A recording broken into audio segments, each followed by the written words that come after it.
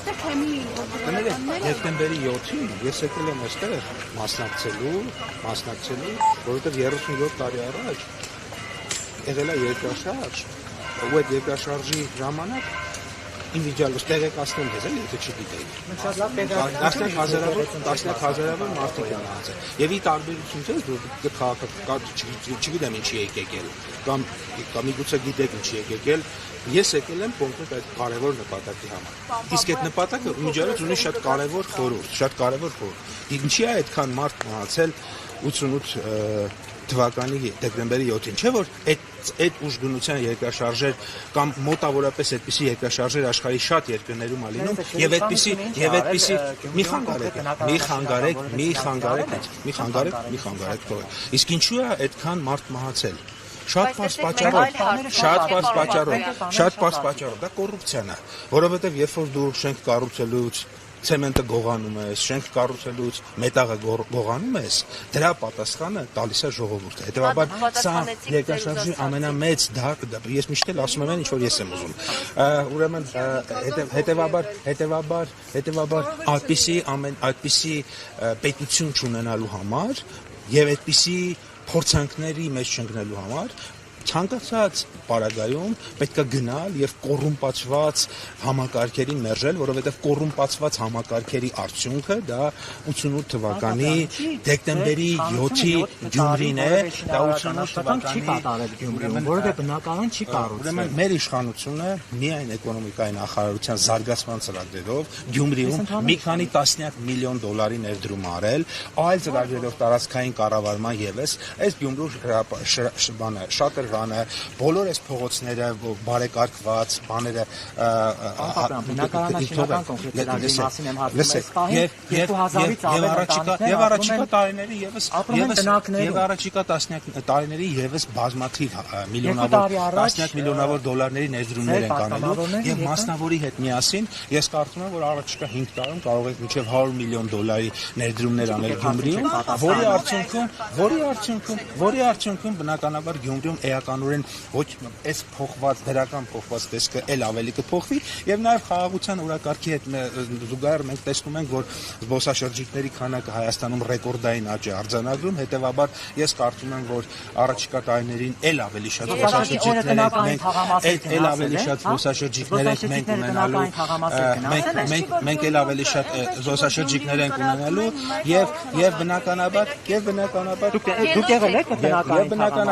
բնականաբար սա բերելու է նրան, որպեսզի այդ խոշոր զբոսաշրջային հոսքերը ավելանան, ուժեղանան եւ բնականաբար դա բերելու է նաեւ զբաղվածության մնացած հարցերին։ Մենք ձեզ այդ հարցը չէինք տվել, դուք ձեր պատասխանեցիք։ Տնական թաղամասերում Գյումրիում եղել եք 2000-ից ավելի մարդիկ են ապրում ու դուք 7 տարի որևէ բնակարան չեք։ Շատ է, այդ հարցի պատասխանը շատ պարզ է։ Պետք է տարբերակենք հետեւյալ տրամաբանությամբ։ Կան մարդիկ, որոնք որ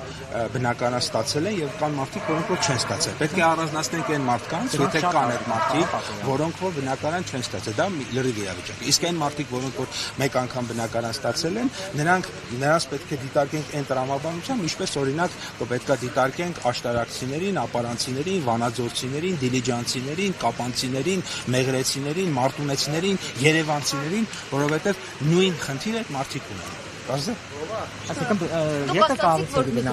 Դուք ասացիք, որ երկրաշարժը փորձանք էր կոռուպցիայի, հա? Իսկ հոգեբանականները նշում են, որ փորձանք է ձեր այս կատարակների մասնակցելը։ Դուք ինչ եք կարծում։ Ինչպեսի փորձանք եք։ Ես կարծում եմ ամենամեծ փորձանքը նա է, որ եկեղեցին զբաղվում է կոռումպացված իշխանության պաշտպանությամբ։ Մենք թույլ չենք տա այնպիսի համակարգերի զարգացում, որի արդյունքում կոռուպցիան կծաղկի եւ ամեն մի ուրեմն եւ պետությունը այսպիսի խնդիրների առաջ կանգնի։ Եկեղեցական կարգը հետեւյալն է, որ ուրեմն Կտրիչ Ներսիսյանը չի կարող լինել կաթողիկոս, որովհետեւ ուրեմն չի պատասխանել այն հարցին, թե ինքը երեխա ունի թե չունի, աղջիկ ունի թե չունի։ Եկեղեցական կարգը ասում է, որ ուրեմն աշխարհիկ կյանքով չեն կարող զբաղվել կաթողիկոս հիպիսկոպոսներն, arczepiskopոսները, իսկ եթե զբաղվում են ուրեմն սրբապիղծ են, հետեւաբար այո, սրբապիղծ մարդկանց հեռացնելով փոփոխություն են անում։ Իսկ նրանք, ովքեր որ սրբապիղծ մարդկանց Կճոյանով եք ուզում փոփոխություն անել։ բնականաբար այդ պրոցեսի մասնակից են։ Կճոյանով, Քյարամյանով եք ուզում փոփոխություն անել։ Ասում եմ Արգիշտի Քյարամյանին հարցրել եք, օրինակ, ինքը հարցրել եք ինքը ում որդին է։ Բոլորը գնացին այստեղից մնացիք հերոսաբար միայն դու, որովհետև դու մնացիր, որովհետև բոլորը հասկացան, որ այս մեր խոսակցությունը լավ ավարտով չի ավարտվում իրենց պատվիրատուների համար, բայց այս հարցի սիրով կպատասխանեմ, ուրեմն մասնակցում ենք բոլոր այն մարդկանցով, ովքեր որոշել են, որ հայ առաքելական եկեղեցում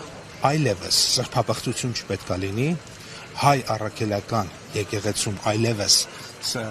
չպետք է լինի կանոնագիրքը խախտած մարդիկ եւ բնականաբար հայ առաքելական եկեղեցին պետք է մաքրագործվի եւ բոլորս եւ վերականգնենք բոլորս այն հարգանքը, որը ունենք մենք մեր եկեղեցու նկատմամբ։ Այդ մարդկանցով անելու ենք, այդ բոլոր այդ մարդկանցով մնացածը ես ով եմ որոշեմ, որ ով ինչա նկատի ունեմ, դրա համար նաեւ մեղքերի թողություն ենք տալիս։